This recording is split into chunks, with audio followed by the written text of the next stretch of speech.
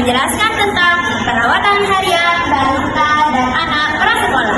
Jadi teman-teman, perawatan harian anak balita dan anak prasekolah adalah salah satu upaya yang dilakukan untuk memenuhi perkembangan anak-anak baik secara optimal dan sangat baik. Karena anak pada usia ini mulai menanamkan pertumbuhan dan perkembangan baik dari segi fisik motorik, sosial, emosional, bahasa, kognitif, dan lain sebagainya. Oleh karena itu, kita sebagai orang tua maupun pendidik perlu melakukan perawatan yang baik, penuh kasih sayang, dan lain sebagainya.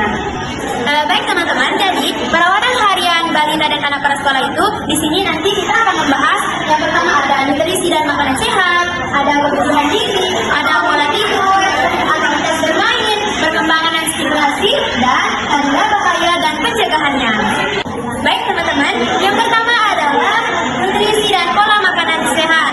Jadi teman-teman, anak-anak itu sangat perlu yang namanya makanan yang bergizi seimbang. Jadi makanan bergizi seimbang itu yang apa saja ya? Ini dia. Yang pertama, komponen gizi seimbang. Yang pertama adalah karbohidrat. Jadi karbohidrat itu dalam bentuk nasi, roti, ubi, jagung adalah sumber energi utama. Yang kedua, protein, yaitu untuk membangun sel tubuh. Apa saja sih protein itu? Ada ikan, telur, ayam, tahu, tempe. Nah, selanjutnya ada sayuran, yaitu di mana sayuran itu mengandung vitamin dan serat. Jadi ada bayam, wortel, brokoli, wortel, gitu. Dan selanjutnya ada buah. Di sini buah itu mengandung vitamin dan antioksidan. Ada pisang, ada pepaya, jeruk, apel, dan lain sebagainya. Selanjutnya ada susu dan air putih. Jadi teman-teman, komponen makanan bergizi seimbang itu yang mengandung karbohidrat, protein, vitamin, kalsium, dan tentunya tidak lupa dengan air putih juga. Yang kedua, perawatan harian balita dan anak prasekolah, yakni pembersihan diri anak setiap hari. Adapun di bagian-bagiannya, yang pertama ada cuci tangan. Sebelum dan sesudah makan, setelah dari toilet atau buang air, setelah bermain dari luar rumah, setelah bersin atau menyentuh hewan, gunakan sabun plus air mengalir 20 detik. Adapun yang kedua itu mandi harian. Mandi 2 kali sehari, pagi dan sore. Air hangat, sabun anak yang lembut. Bersihkan lipatan-lipatan leher, ketiak, dan selangkangan. Keringkan tuntas setelah mandi. Dan yang terakhir, gantian pakaian bersih setiap hari.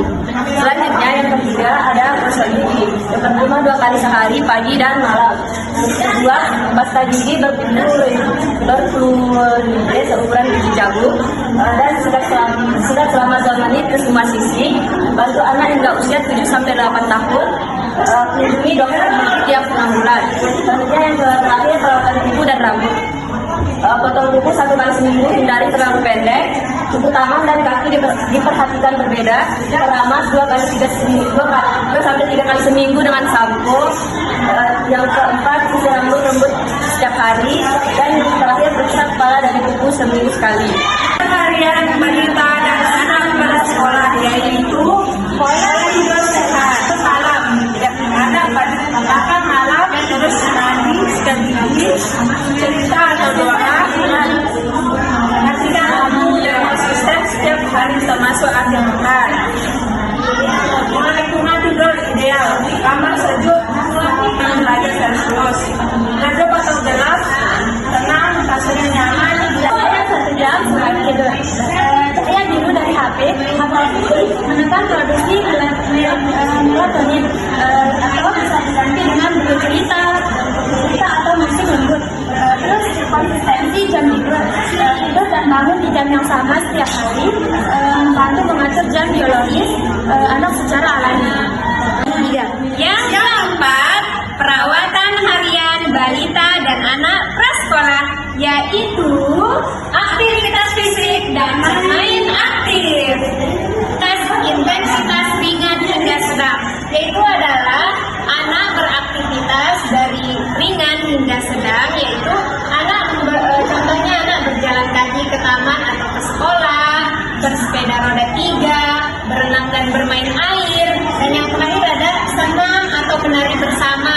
Kreatif dan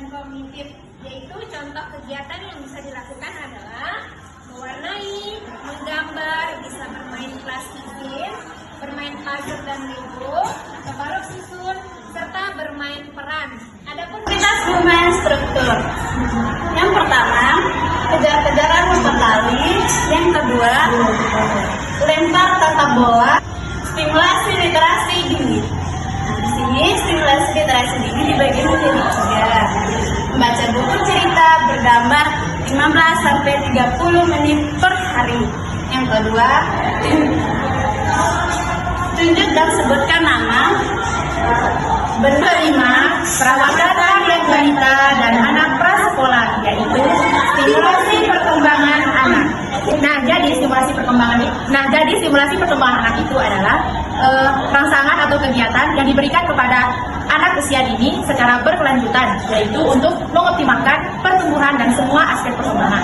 Nah, aspek perkembangan itu meliputi aspek kognitif, bahasa, motorik, sosial emosional, dan lain-lain.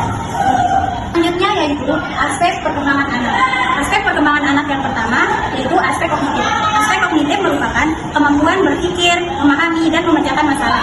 Yang kedua ada aspek perkembangan bahasa. Aspek perkembangan bahasa yaitu kemampuan mendengar, menulis, berbicara, memahami, dan membangun hubungan sosial. Adapun contoh dari perkembangan kognitif dan bahasa dari usia 1 sampai 3 tahun. Yang pertama, tunjuk bagian tubuh. Yang kedua, kosakata 50 kata. Yang ketiga, kalimat 2 sampai 3 kata. Dan yang keempat, memahami instruksi sederhana. Terus dari usia 3 sampai 6 tahun, yang pertama cerita pengalaman sendiri, yang kedua kenal warna dan bentuk, yang ketiga hitung 1 sampai 10, dan yang terakhir bisa bertanya mengapa. Nah, selanjutnya ada aspek perkembangan motorik kasar. Motorik kasar itu dibagi menjadi 2, ada motorik itu dibagi menjadi 2, ada motorik kasar dan Ya, karena perawatan harian pada balita dan anak prasekolah yaitu kesehatan dan tanda bahaya pada anak. Kesehatan dan imunisasi lanjutan pada anak. Di kesehatan dan imunisasi lanjutan ini diperlukan yang pertama itu ada pemeriksaan rutin dan juga vaksin lanjutan. Adapun pemeriksaan rutin itu ada beberapa, yakni yang pertama timbang dan ukur tinggi anak dilakukan pada setiap bulan di tempat posyandu.